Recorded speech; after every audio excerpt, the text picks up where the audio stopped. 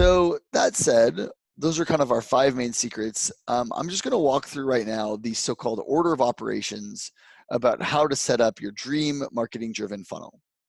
So first is identify your funnels, confirm them internally. So this means, what is the threshold someone's going to reach when they get converted to a contact? What's the threshold that somebody reaches when they get become an MQL? What does an SQL mean? So for example, just to give you some background, like at Digital Reach, we will say that somebody becomes a contact once they've scheduled a demo or an audit. Somebody becomes an MQL once they've reached a lead score of 50. Someone becomes an SQL when the salesperson has personally qualified them and talked to them on the phone and says that they're a good fit for what we do.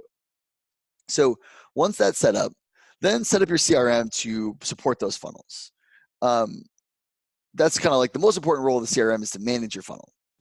The second step is build a great website on a flexible CMS. Now, at this point, everyone here who's listening who doesn't totally love their website is planning to just jump ahead to number 3 or number 4 or whatever it might be. Number 4 is the most common one that people just like jump to, or even number 5 sometimes. Without a great website on a flexible CMS, everything else will be less effective. So the website is your ground zero for success, and it's the one that's directly sending your data into your CRM. So somebody fills out a form on your website and it goes into your either marketing automation or your CRM directly. But this is like the most important thing you can get set up. And when you do build your great website, build it on a good CMS. At Digital Reach, we generally prefer WordPress because WordPress is incredibly flexible, has great support, and it's also really easy to find more people who are great at WordPress. It's much harder to find effective talent from hiring and training perspectives for Drupal or Joomla or something like that, Magento. So in general, I would say build a great website on a flexible CMS like WordPress. Then after that set up your marketing automation to support the mission. So this means form handlers for this website. What happens when someone fills out a form? It means nurture. What happens when someone fills out a form and then doesn't go further in the funnel? And it means data management. How do we segment people? What's going to be important for them to follow through our funnel? Only then, once you've got a great CRM, a great CMS, and a great marketing automation setup, at that point, do you really worry about filling your funnel?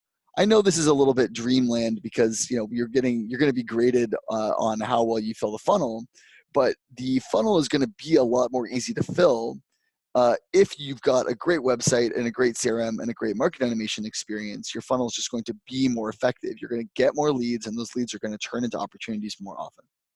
So then, once you've got that set up, now it's time to fill your funnel with everything that you can do.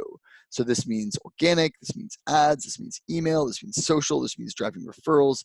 You can, send people out to conferences and try to drive them to your website and so forth. So there's a lot of ways you can fill the funnel. And then once you've got all of those things operating, you optimize each of them to get the most value you possibly can via testing. So this is kind of the dream.